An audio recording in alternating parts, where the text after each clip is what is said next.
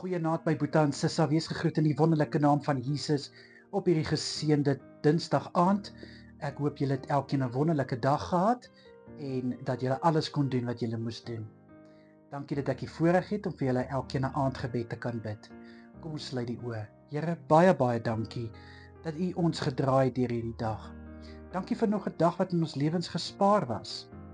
Liewe Here, dankie vir alles wat ons kon doen en dankie Here dat ons kan terugkyk en ons kan U hand van goedheid en guns in ons dag sien. Here, ek bid dat elkeen vanaand 'n soete nagrus sal hê. Ek bid dat elkeen goeie rus sal kry. Ek bid dat hulle sal kan afskakel van wat daar ook al is wat gebeur het wat nie van U af is nie. Ek bid, liewe Here, vir kalmte in elkeen se hart. Ek bid, liewe Here, dat elkeen se drome, gedagtes en emosies sal rustigheid beleef tydens hulle slaap. Ek bid dat elkeen môre verfris sal kan opstaan vir die nuwe dag wat voorlê. Asseblief, Vader. Here, beskerm asseblief vir elkeen deur hierdie nag. Ek bid dat U hulle veilig sal hou en ek vra, liewe Here, dat elkeen se huis bewaar sal word. Asseblief, Here. Vader, ek bid vir elkeen wat werk soek. Here, ek vra in Jesus naam. Ek smeek U in Jesus naam.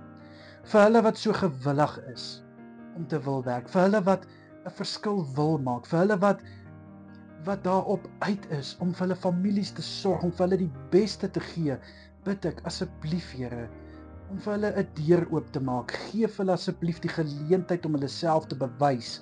In Jesus naam vra ek, Here, dat die aansoeke wat ontvang word, dat die persoon wat hierdie aansoeke gaan neem, Vader, dat hy of sy gelei sal word deur die Heilige Gees.